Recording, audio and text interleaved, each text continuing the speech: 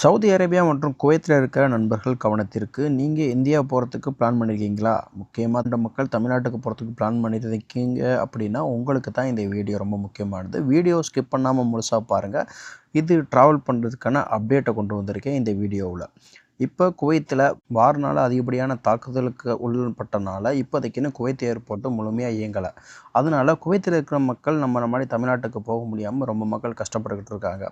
அப்படிப்பட்டவங்களுக்காக Al Jazeera ஏர் நிறுவனம் நேரடி விமான சேவையை கொண்டு வந்திருக்காங்க.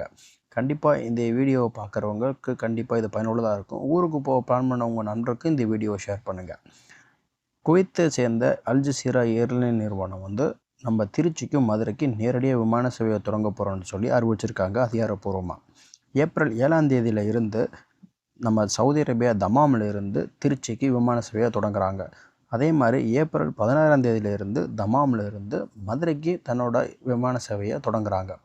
இது ரெண்டும் சவுதி அரேபியாவில் இருக்கிற மக்களுக்கு ரொம்ப மிகவும் பயனுள்ளதாக இருக்கும். முக்கியமாக தமாமில் இருக்கிற மக்களுக்கு இது ரொம்ப பயனுள்ளதாக இருக்கும்.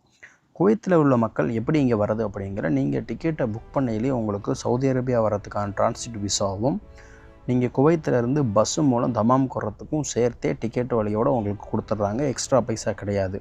இப்படி நம்ம புக் பண்ணுறவங்க பஸ்ஸு மூலம் தமாம் தமாமிலேருந்து நீங்கள் டைரெக்டாக திருச்சிக்கோ மதுரைக்கோ போகிறதுக்கான வாய்ப்புகள் ஏற்பாடு பண்ணியிருக்காங்க. இது நிரந்தரமானது கிடையாது.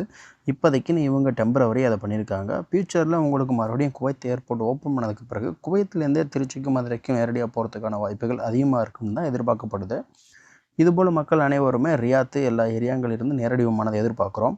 கண்டிப்பாக அதிகப்படியான மக்கள் இதை பயன்படுத்தினாங்க அப்படின்னா இது நிரந்தரமாக செயல்படும் அப்படிங்கிறத எதிர்பார்க்குறது. கண்டிப்பாக குவைத்தில் இருக்கிற மக்கள் ஊருக்கு போகிறதுக்கு இது ரொம்ப பயனுள்ளதாக இருக்குன்னு நினைக்கிறேன்.